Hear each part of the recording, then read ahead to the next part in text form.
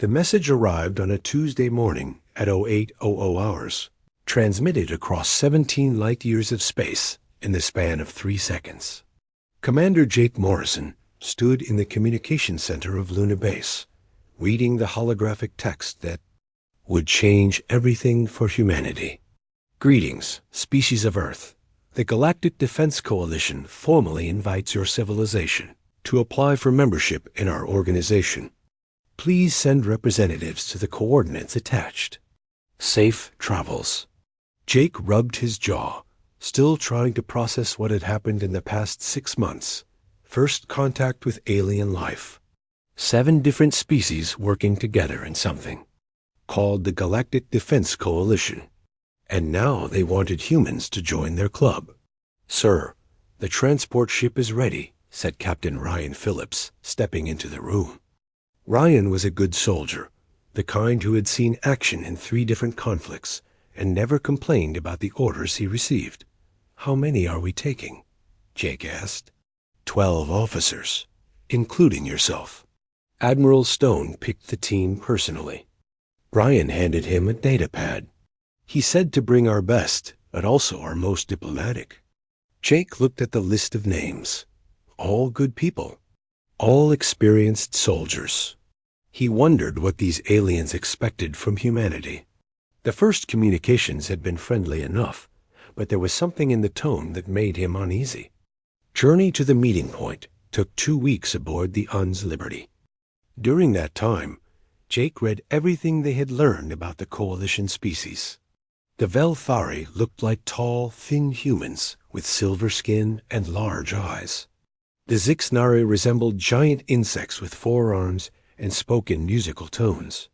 The Thermites were living rocks who moved slowly and thought even slower. All of them seemed peaceful. Too peaceful, Jake thought as he read their military records. The Coalition had existed for over 2,000 years, and in that time they had fought exactly 14 wars. Earth had fought more wars in the last century alone. When they arrived at the meeting coordinates, Jake got his first look at the Coalition. Flagship. The Eternal Peace was massive, easily 10 times larger than any ship humanity had ever built. It gleamed white and gold in the starlight, with smooth curves and no visible weapons. Where are their guns? Asked Sergeant Lisa Grant, one of the combat specialists on Jake's team. Maybe they're hidden, Ryan suggested, but he sounded doubtful. The docking procedure was unlike anything Jake had experienced. Instead of the harsh, mechanical clamps used by human ships, the alien vessels seemed to embrace their transport with some kind of energy field. It was gentle, almost like being welcomed by an old friend. Admiral Zithkara of the Velthari met them at the airlock. She was even taller than the briefings had suggested, nearly 7 feet in height, with skin that shimmered like liquid metal. Her voice was soft and melodic when she spoke. Welcome, humans of Earth. We are pleased to finally meet you in person. Jake offered a formal salute, which seemed to confuse the alien admiral. Thank you for inviting us, Admiral. We're honored to be here. Please, there is no need for such formality. We are all friends here. Zethkara gestured for them to follow her through corridors that curved gently instead of meeting at right angles. Everything about the ship felt organic, like it had grown. Rather than been built, the meeting hall was enormous, with representatives from all 7 coalition species arranged in a circle. Jake had studied their pictures, but seeing them in person was different. The Thermites looked like walking boulders with crude faces carved into the stone. The Zixnari clicked and hummed to each other in their musical language. Other species looked more familiar, but all of them shared something Jake couldn't quite identify. Please sit, said Admiral Zethkara. We have much to discuss. The next 3 hours were unlike any military briefing Jake had ever attended. The Coalition. Representatives spoke of harmony and balanced conflict resolution. They explained their military structure, which seemed to focus more on defense than offense. Their soldiers were trained to protect civilians and minimize casualties above all else. We understand that your species has considerable military experience, said Wing Commander Flitter of the Zixnari, his insect-like mandibles clicking between words. Perhaps too much experience. Jake felt the temperature in the room drop several degrees. I'm not sure I understand. Battle Marshal Grondar of the Thermites spoke next, his voice like grinding stone. We have reviewed your historical records. Your wars are ... extensive. We've had our conflicts, Jake admitted carefully. In the past 100 years, your species has engaged in over 50 major military actions, Admiral Zethkara said, consulting a holographic display. Our most active member species, the Kethmari, have participated in 3 conflicts during the same period. Jake exchanged glances with Ryan. This was not going the way they had expected. We are concerned, continued the Admiral, about your species' approach to warfare. Your casualty rates are extremely high compared to Coalition standards. What kind of casualty rates are we talking about? Asked Captain Nicole Torres, one of the tactical officers. The aliens looked uncomfortable. Finally, Wing Commander Flitter spoke. In Coalition conflicts, we typically see casualty rates of less than 1%. Battles are usually decided when one side suffers 10 to 20 losses. Jake felt his mouth go dry. The Battle of Normandy alone had seen more casualties in a single day than these aliens had experienced in centuries. Your individual soldiers also concern us, Admiral Zethkara continued. We have records of human warriors with what you call kill counts in the hundreds. Our most decorated veterans rarely exceed single digits over their entire careers. Lisa. Grant shifted uncomfortably in her seat. Jake knew her service record well. Over 200 confirmed kills across 4 combat deployments. She was considered a good soldier, not exceptional. We want to help your species join our coalition, said the Admiral. But first, you must learn our ways. You must understand civilized warfare.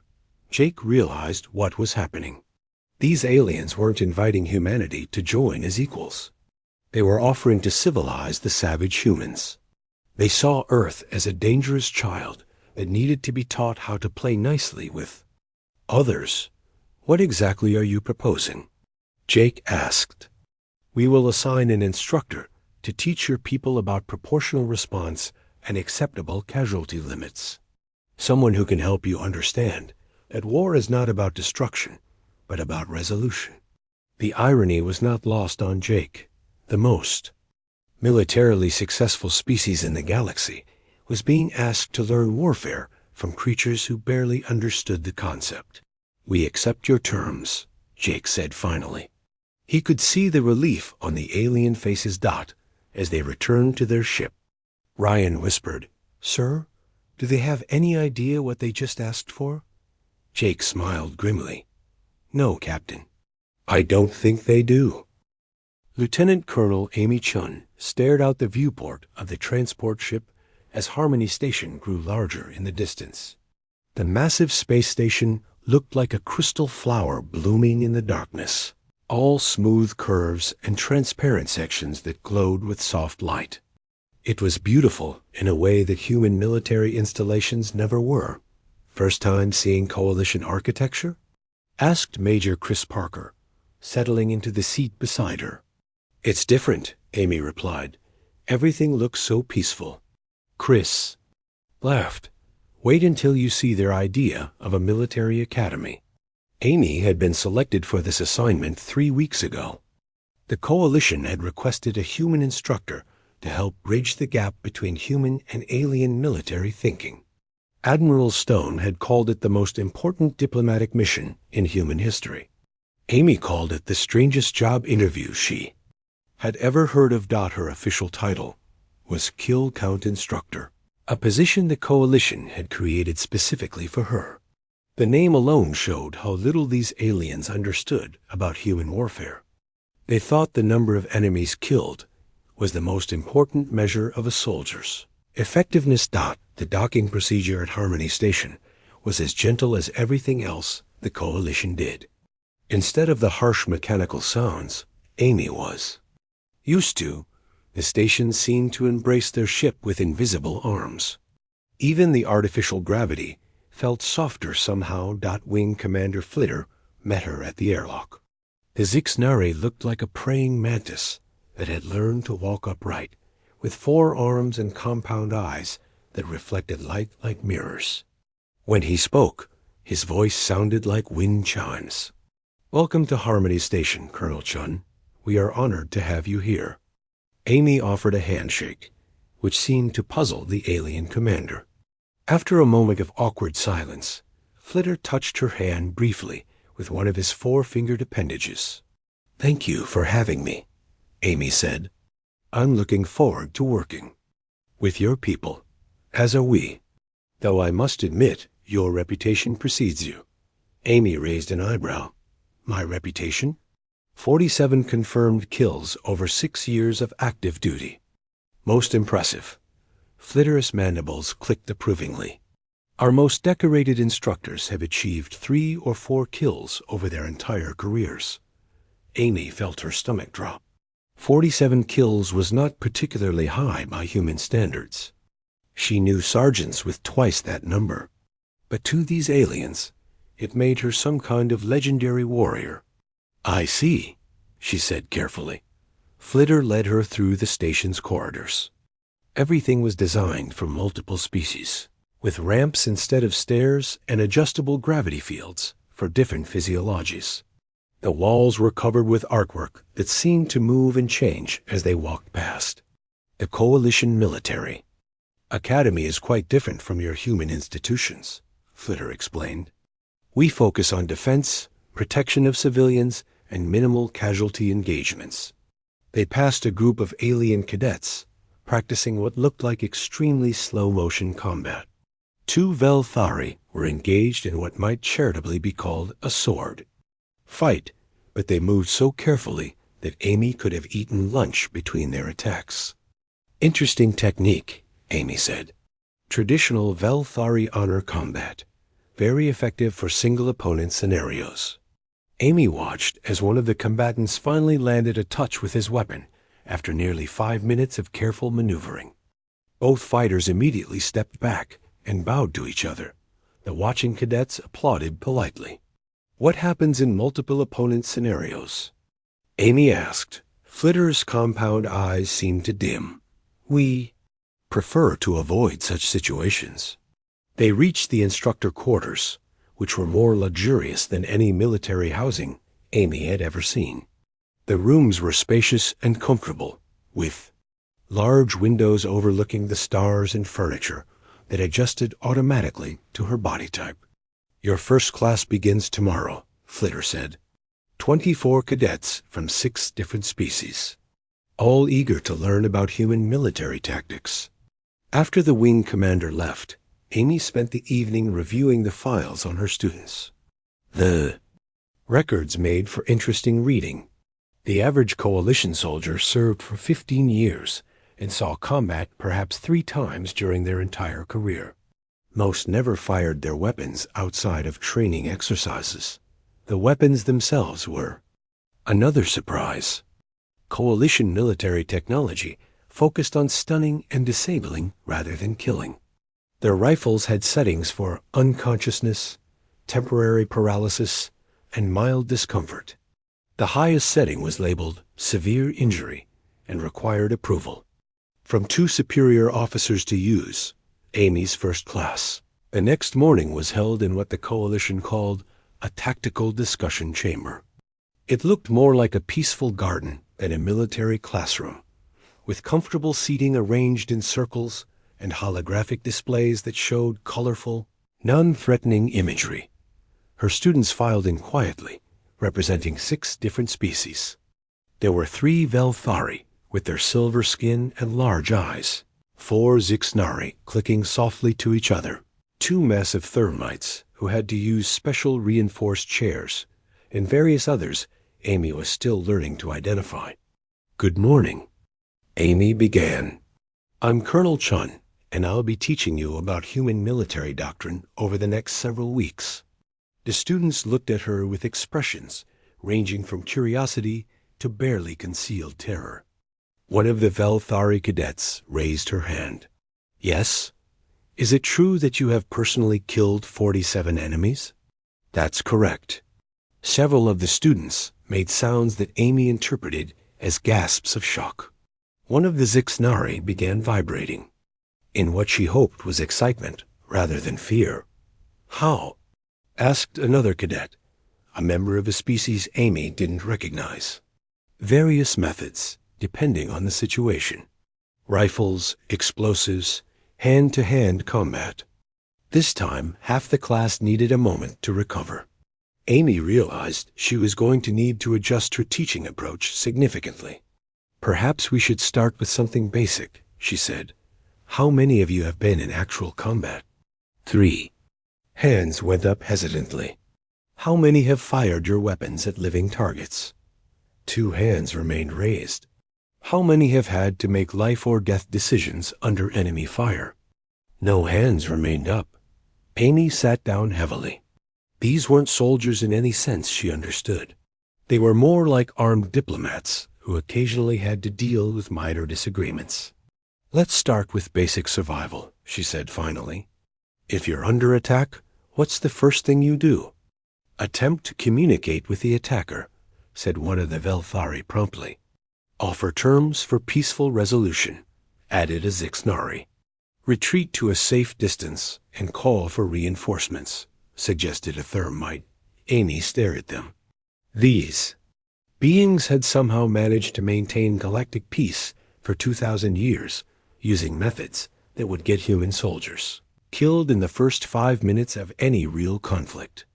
"Those are all good options in certain situations," she said diplomatically. "But what if communication fails? What if the enemy isn't interested in peaceful resolution?" The classroom fell silent. Amy realized that these species had never encountered an enemy that couldn't be reasoned with or discouraged with minimal force. She was beginning to understand why the Coalition was so worried about humanity joining their ranks. They weren't just asking her to teach these aliens about human military tactics.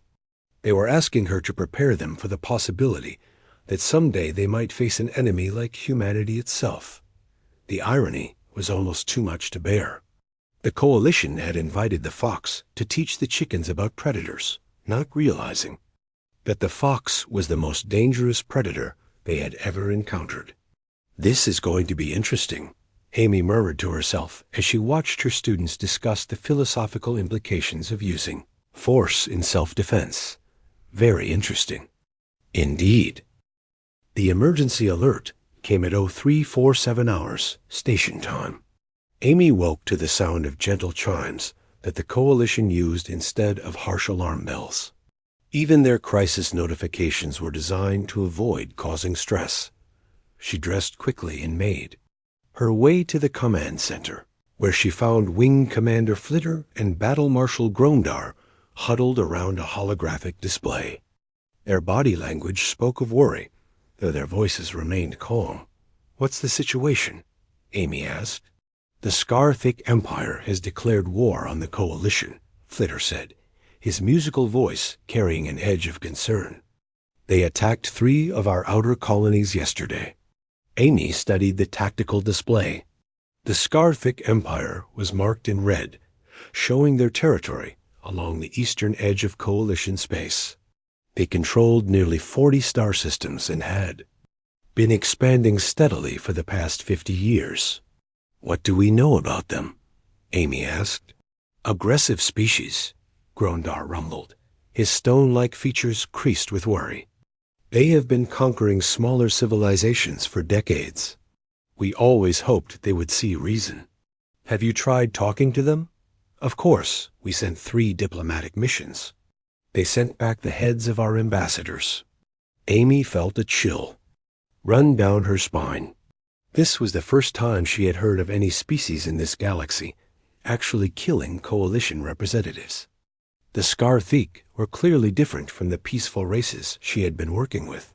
What are their military capabilities?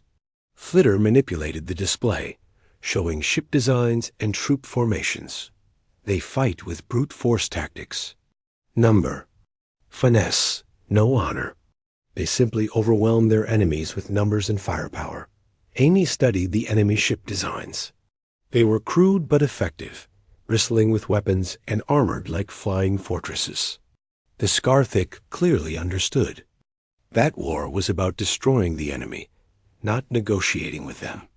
How many ships do they have? She asked. Our intelligence estimates nearly 2,000 combat vessels, Grondar said. They outnumber us 3-1. And their ground forces? Unknown. They have never needed to use them. Most species surrender. After losing a few ships, Amy nodded grimly. The Coalition had never faced an enemy that actually wanted to fight. They were about to learn the difference between diplomatic conflicts and real war. We need to prepare for ground combat, she said. They're not going to stop at space battles. Flitter's compound eyes seemed to dim. Ground combat? But surely they will negotiate once they realize we are serious about defending ourselves. They sent back the heads of your ambassadors, Amy reminded him. These are not people who want to talk. The first Joint Coalition Human Task Force assembled at the Kepler Defense Station 3 days later. Amy watched from the bridge of the UN's Defender as Colonel Ben Davis reviewed the battle plans with his alien counterparts. The Coalition fleet looked impressive from a distance. Sleek ships with elegant curves and gleaming hulls that reflected the starlight like mirrors. But Amy noticed things that worried her. The weapons were small and precisely placed, designed for surgical strikes rather than devastating attacks. The shields were strong, but untested against serious firepower. Colonel Davis, she said over the comm system, what's your assessment? Ben's voice crackled back through the speakers. These ships are beautiful, but they're not built for war. They're built for show. Can we work with them?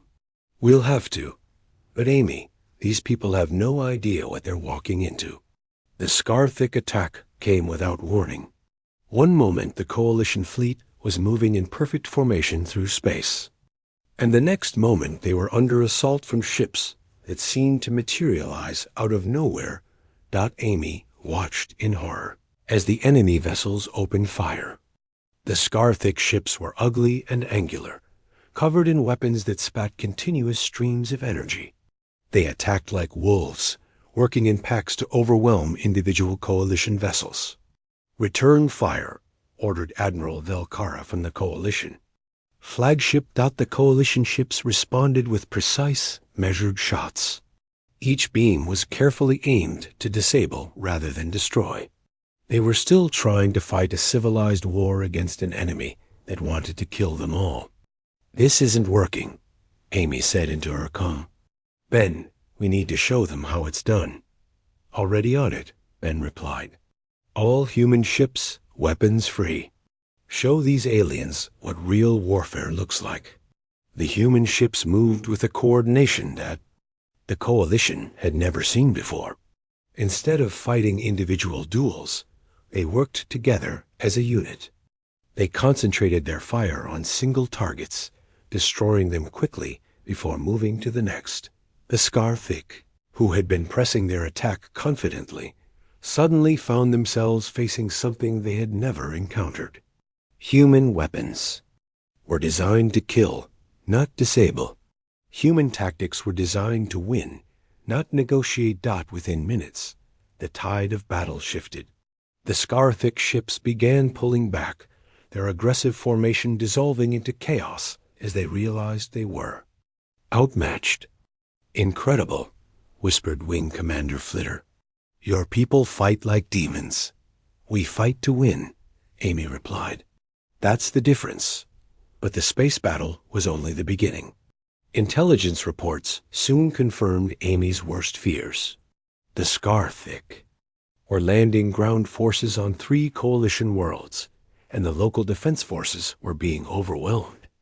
We need to send troops, Amy told the Coalition commanders. Your people on those planets are going to die if we don't help them.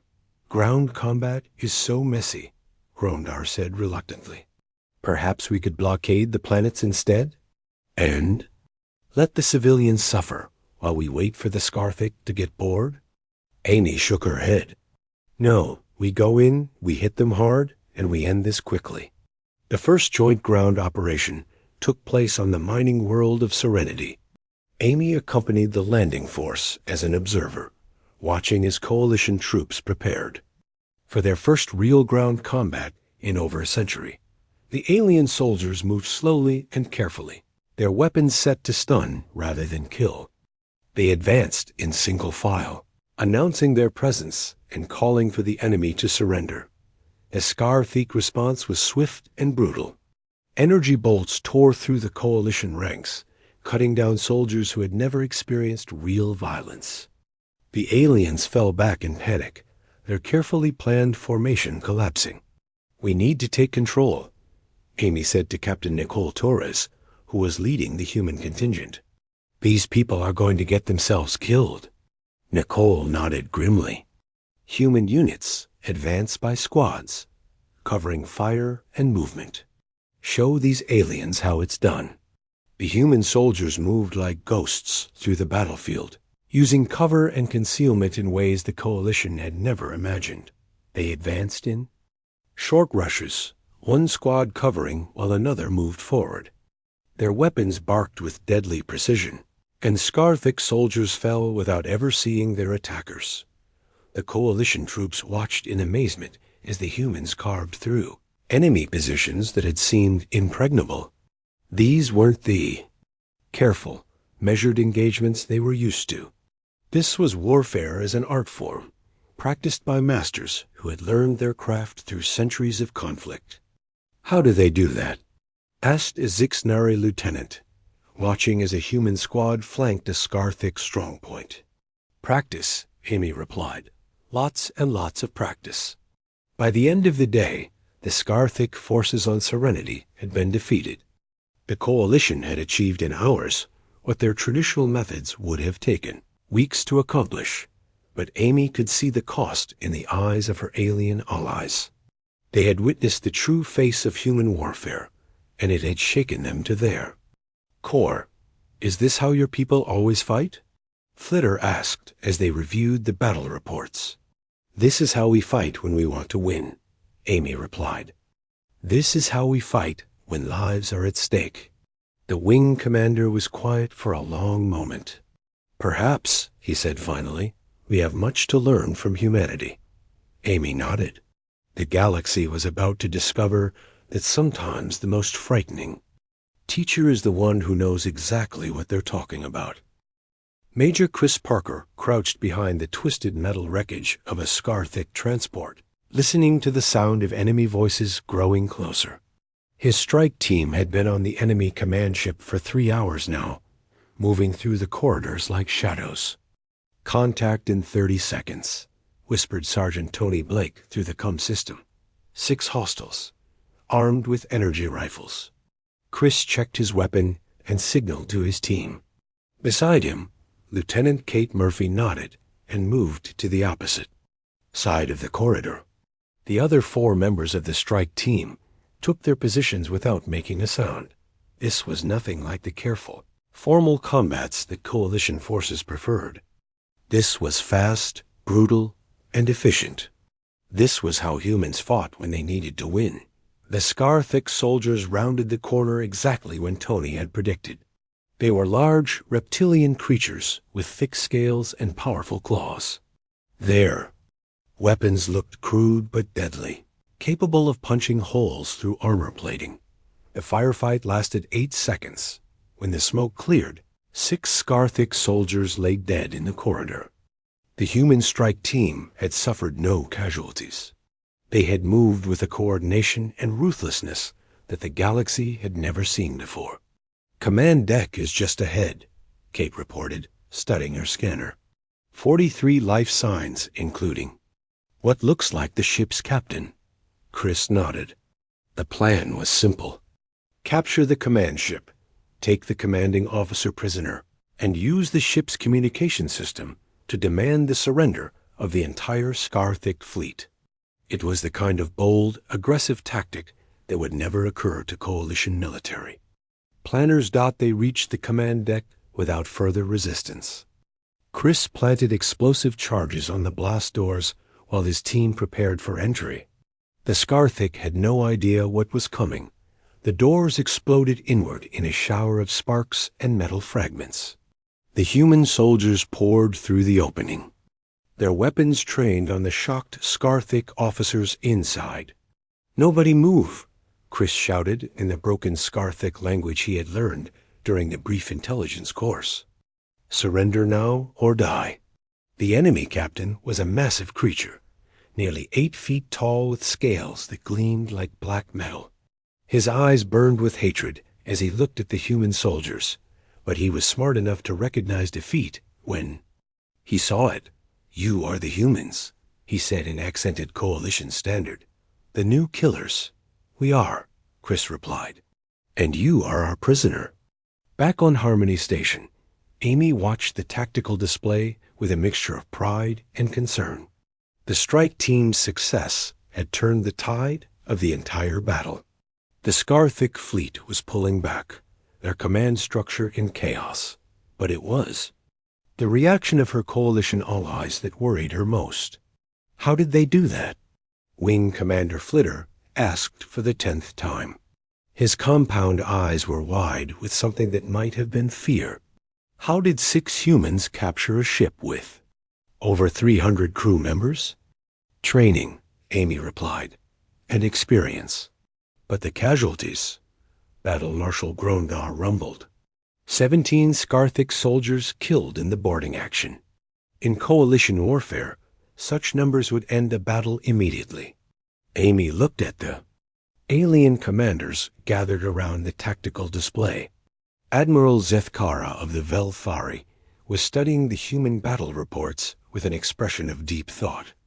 Other species representatives whispered among themselves in their native languages. "Colonel Chun," Admiral Zethkara said finally, "we need to discuss something with you." They moved to a private conference room, away from the bustle of the command center. Amy sat across from the 7 Coalition leaders, feeling like she was on trial. "Your people are very effective warriors," the Admiral began carefully. "Thank you. Perhaps too effective." Amy said nothing, waiting for them to explain what they meant. "We invited humanity to join our Coalition because we thought you could learn from us," Admiral Zethkara continued. "We believed we could teach your species about civilized warfare, about proportional response and minimal casualties. And now we realized that we were mistaken about who would be teaching whom." The room fell silent. Amy could hear the hum of the station's life support systems, the distant sound of voices in the corridors outside. "We have been studying your military records more carefully," said Wing Commander Flitter. "Your conflicts on Earth, your methods of warfare. We found things that ... concern us." Amy felt her temper beginning to rise. "Such as the Battle of Stalingrad, nearly 2 million casualties, the bombing of Hiroshima and Nagasaki, the Vietnam conflict, Iraq, Afghanistan." The Wing Commander's voice grew quieter with each name. "So much death. Those were different times," Amy said. "Different circumstances. Were they?" Battle Marshal Grondar leaned forward, his stone-like features grim. "Because what we saw today looked very similar. Human soldiers moving through. That ship like death itself, killing everything in their path.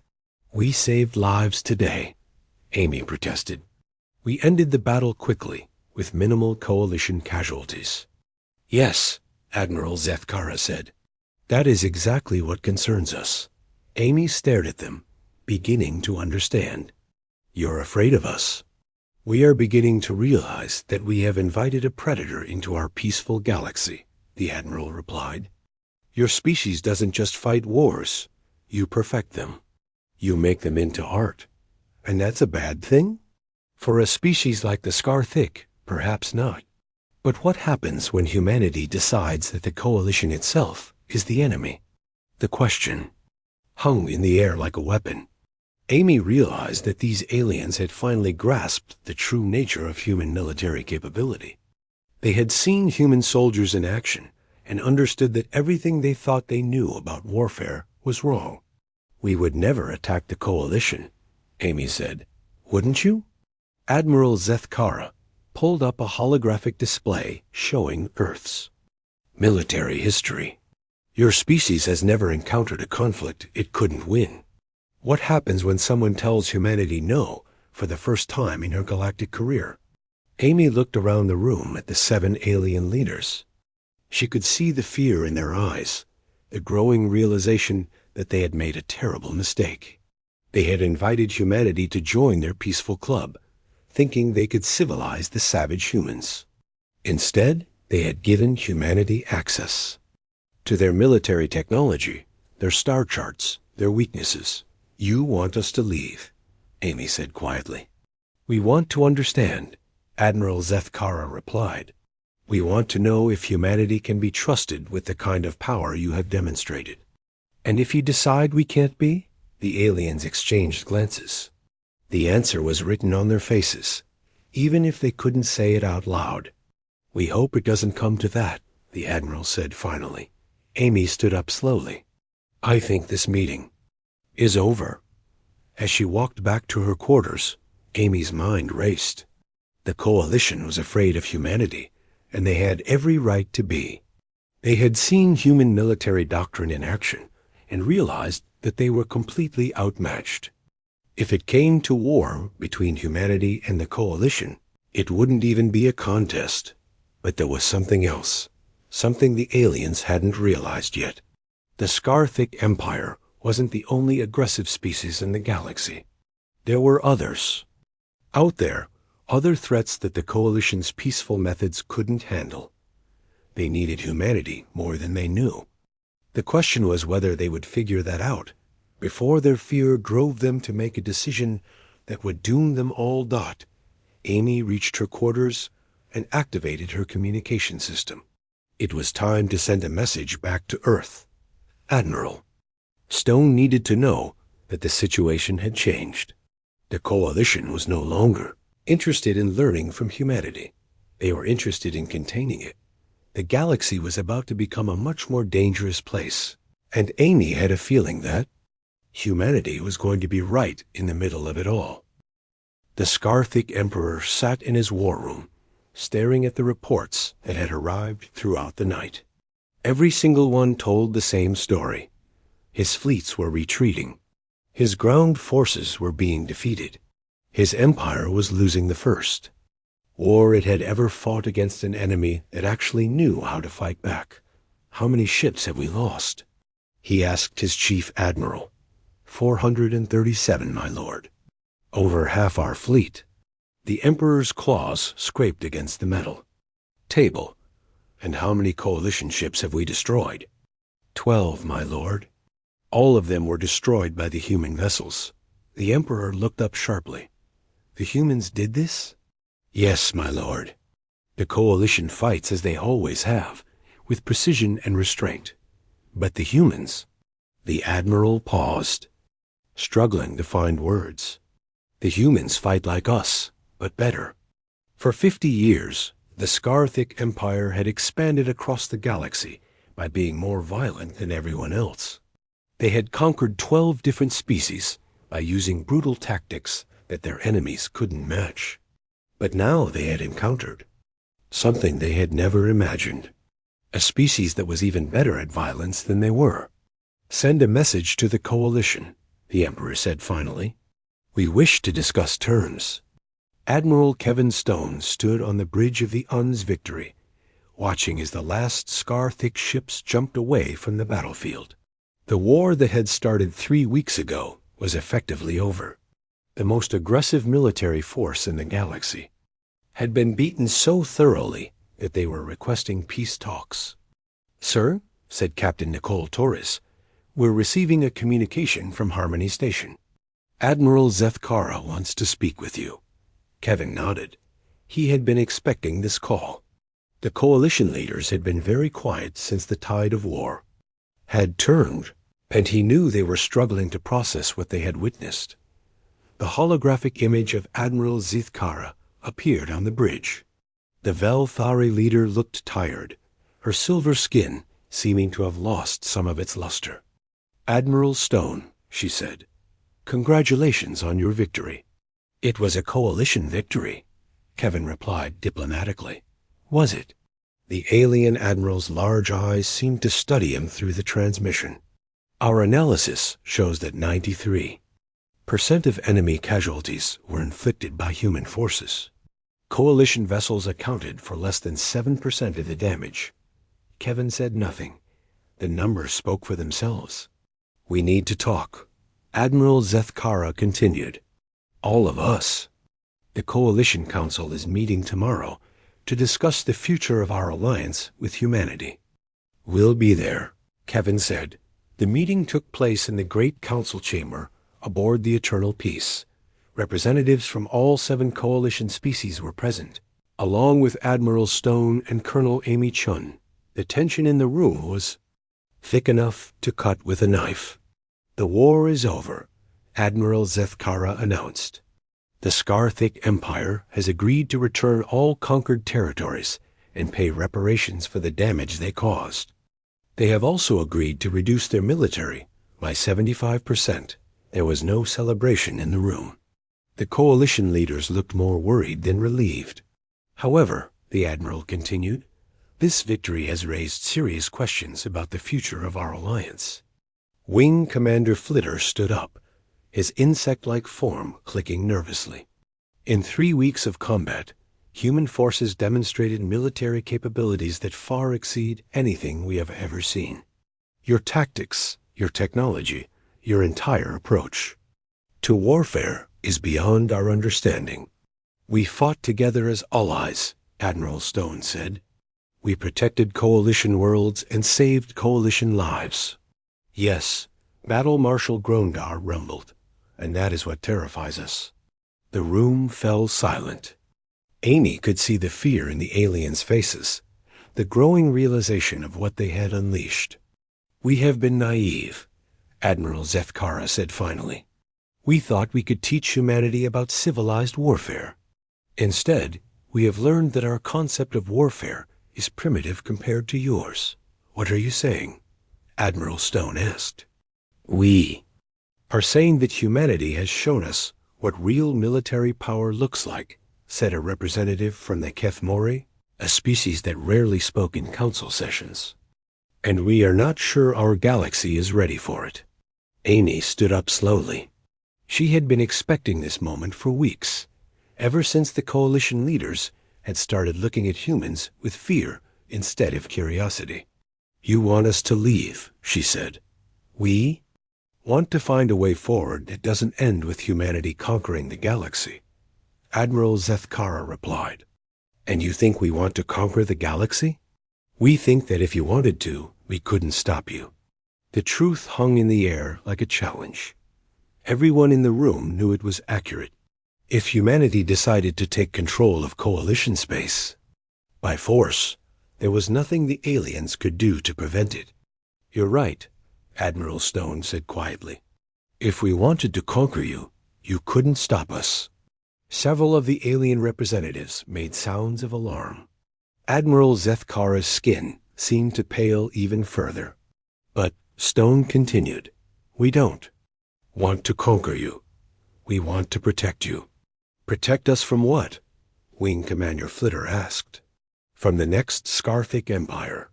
From the next aggressive species that decides your peaceful worlds look like easy targets." Stone activated a holographic display showing the galaxy beyond coalition space. "You've been lucky for 2,000 years. You've faced enemies who were only slightly more violent than you were. But the Scarthic won't be the last." Amy stepped forward. "The galaxy is not a peaceful place. You've just been living in a peaceful corner of it. There are species out there that make the Scarthic look like children. Species that have been watching you, waiting for the right moment to strike. How do you know this?" Admiral Zethkara asked. Because that's what we would do, Stone replied bluntly. If we were an aggressive species looking for targets, we would. Wait until the coalition was weak or distracted. We would study your military capabilities, learn your weaknesses, and then strike when you least expected it. The alien leaders exchanged worried glances. They were beginning to understand that their peaceful galaxy was not as safe as they had believed. What do you propose? The Admiral asked. Partnership, Amy said.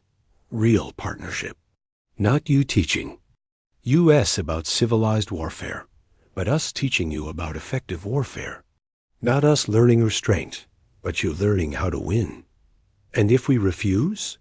Admiral Stone was quiet for a long moment. Then we'll respect your decision and leave. But when? The next threat comes, when the next empire decides to expand into coalition space, you'll face them alone. And you think we'll lose? We know you'll lose. The council chamber fell silent again. Amy could see the calculations running through the aliens' minds. They were afraid of humanity, but they were beginning to realize they needed humanity even more than they feared it. Finally, Admiral Zethkara spoke. What would this partnership look like? You keep your government, your laws, your way of life, Stone said.